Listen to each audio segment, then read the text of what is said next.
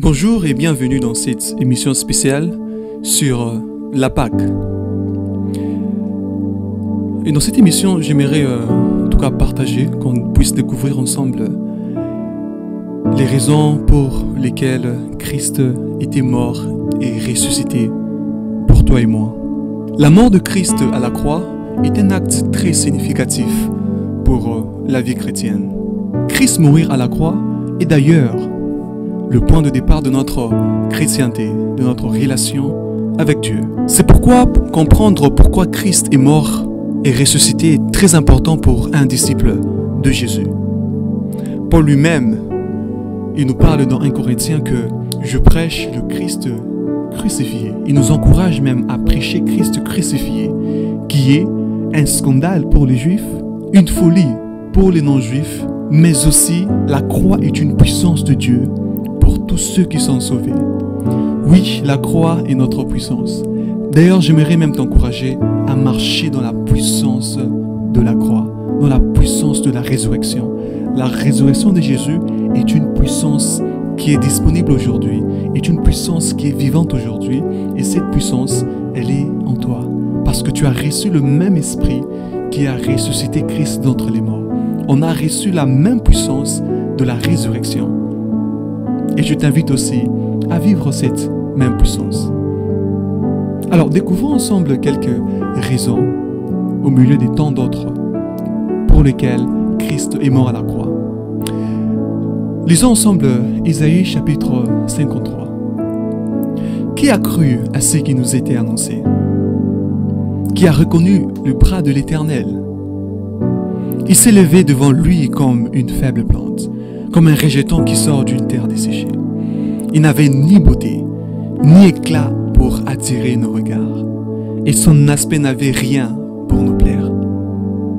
Méprisé et abandonné des hommes, homme de douleur, habitué à la souffrance, semblable à ceux dont on détourne le visage, nous l'avons dédaigné, nous n'avons fait de lui aucun cas.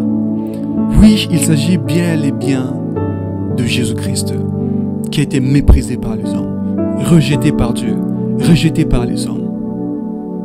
Écoute la suite. Cependant, ce sont nos souffrances qu'il a portées. La première raison pour laquelle Christ a souffert à la croix, la première raison pour laquelle Christ est mort à la croix, c'est qu'il s'est chargé. Il a porté tes souffrances et mes souffrances. Il a porté tes souffrances pour qu'aujourd'hui tu ne puisses pas souffrir. Christ a porté tes souffrances à la croix. C'est de nos douleurs qu'il s'est chargé. Christ s'est aussi chargé, une autre raison, il s'est chargé de tes douleurs, de nos douleurs. Des fois, on peut passer par des temps où on se sent rejeté par les hommes, par des moments de douleur, de solitude. Oui, ça arrive, mais Christ s'est chargé de toutes ces douleurs. Il s'est chargé de toutes ces souffrances pour toi. Et nous l'avons considéré comme puni, frappé de Dieu et humilié. Mais ce que je vois là, c'est l'injustice. À cause de mes douleurs, à cause de mes souffrances, nous l'avons considéré comme puni de Dieu. Nous l'avons considéré comme rejeté de Dieu. Tout le monde l'a rejeté à la croix, mais les gens lui ont tourné le dos. Parce que c'était pas beau à voir. Parce que les gens se disaient, mais comment toi qu'on appelle le roi des Juifs, tu ne peux pas te sauver toi-même à la croix? Comment tu ne peux pas te sauver toi-même à la croix? Et tout le monde l'a dédaigné. Mais il était blessé pour nos péchés, brisé pour nos iniquités. La raison pour laquelle Christ est mort à la croix, la raison pour laquelle il a souffert à la croix, c'était à cause de mes péchés, à cause de tes péchés. Vous savez, nous avons volé, nous avons menti, nous avons commis tant de péchés, tant de fautes, nous avons haï nos frères. Certains ont même tué des gens. Le mal règne ici sur la terre. Mais Christ est venu. Jésus est venu. Et il a souffert à la croix. Il est mort à la croix pour porter nos péchés. À cause de nos péchés, Christ est venu et il est mort à la croix. Ça nous montre juste combien Christ nous aime, combien Dieu nous aime. Au lieu que tu puisses être puni de Dieu, au lieu que tu puisses être frappé de Dieu à cause de ce que tu as fait, à cause des erreurs que tu as commises, à cause des péchés que tu as commis, mais c'est Christ qui vient à ta place, mourir, souffrir à ta place. Le châtiment qui nous donne la paix est tombé sur lui.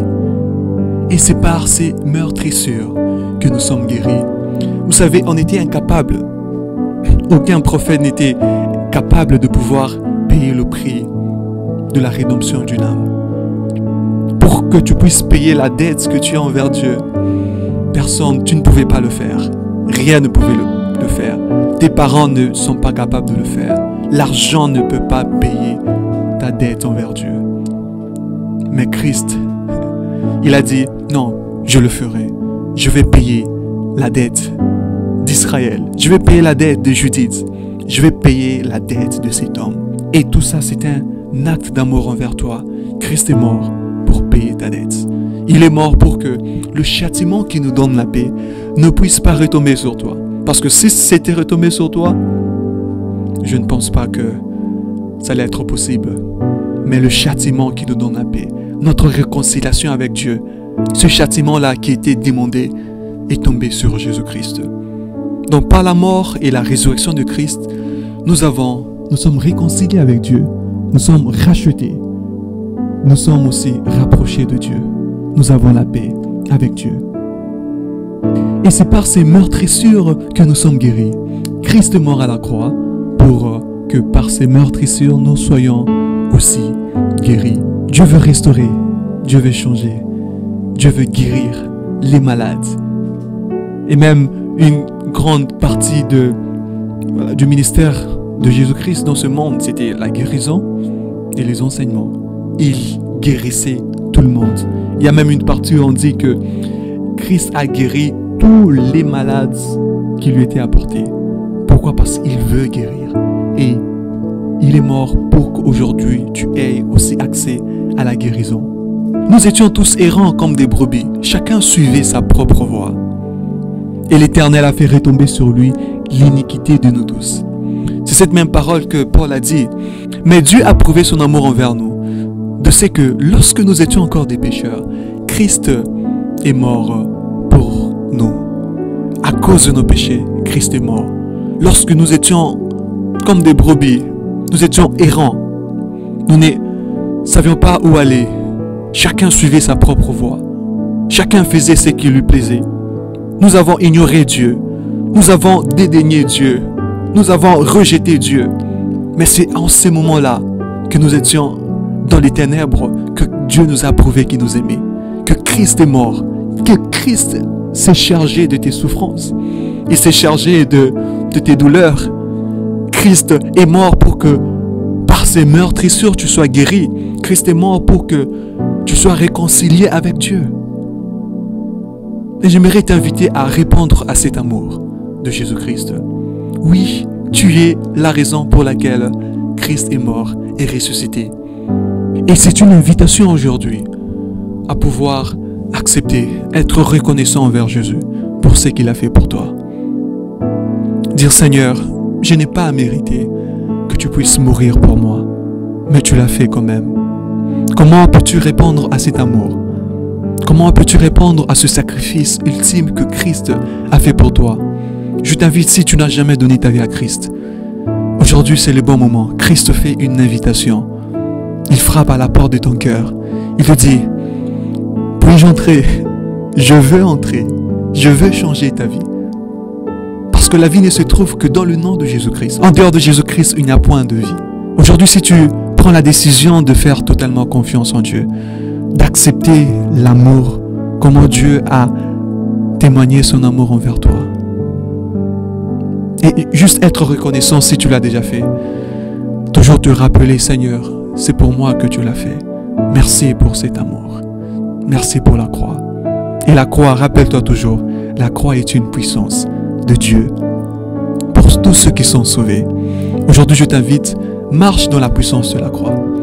Ne sois plus un chrétien ordinaire. Parce que la puissance de la croix est disponible pour toi.